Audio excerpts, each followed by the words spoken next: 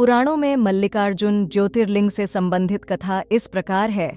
एक बार शिव पार्वती के दोनों पुत्र कार्तिकेय और गणेश विवाह के लिए आपस में कलह करने लगे। कार्तिकेय का कहना था कि वे बड़े हैं, इसलिए उनका विवाह पहले होना चाहिए, किंतु श्री गणेश अपना विवाह पहले करना चाहते थे। इस झगड़े का फैसला कराने के लिए दोनों अपने माता पिता के पास पहुंचे। उनके माता पिता ने कहा कि तुम दोनों में जो कोई इस पृथ्वी की परिक्रमा करके पहले यहाँ आ जाएगा, उसी का विवाह पहले होगा। शर्त सुनते ही कार्तिकेय जी पृथ्वी की परिक्रमा करने के लिए दौड़ पड़े। इधर स्थूलकाय श्री गणेश जी और उनका वाहन भी चूहा, भला इतनी शीघ्रता से वे परिक्रमा कैसे कर सकते थे? गणेश जी के सामने भारी समस्या उपस्थित थी। श्री गणेश जी शरीर से जरूर स्थूल हैं, किंतु वे बुद्धि के सागर हैं। उन्होंने कुछ सोच विचार किया और अपनी माता पार्वती तथा पिता देवाधिदेव महेश्वर से एक आसन पर बैठने का आग्रह किया। उन दोनों के आसन पर बैठ जाने के बाद श्री गणेश ने उनकी 7 परिक्रमा की, फिर विधिवत पूजन किया। इस प्रकार श्री गणेश माता पिता की परिक्रमा करके पृथ्वी की परिक्रमा से प्राप्त होने वाले फल की प्राप्ति के अधिकारी बन गए।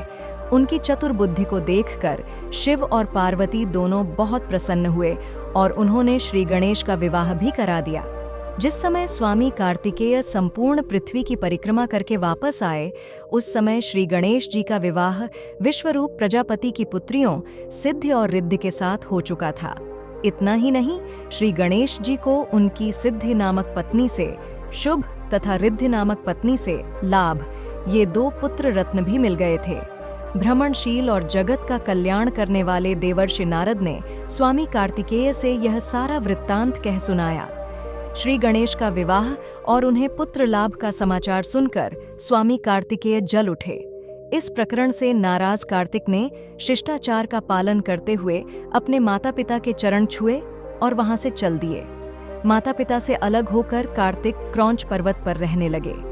शिव और पार्वती ने अपने पुत्र कार्तिकेय को समझा बुझाकर बुलाने हेतु देवर्षि नारद को क्रौंच पर्वत पर भेजा। देवर्षि नारद ने बहुत प्रकार से स्वामी को मनाने का प्रयास किया, किंतु वे वापस नहीं आए। उसके बाद कोमल हृदय माता पार्वती पुत्र स्नेह में व्याकुल हो उठीं। वे भगवान शिव जी को लेकर क्रौंच पर्वत पर पहुंच गईं। इधर स्वामी कार्तिकेय को क्रौंच पर्वत अपने माता पिता के आगमन की सूचना मिल गई और वे वहां से 3 योजन अर्थात 36 किलोमीटर दूर चले गए।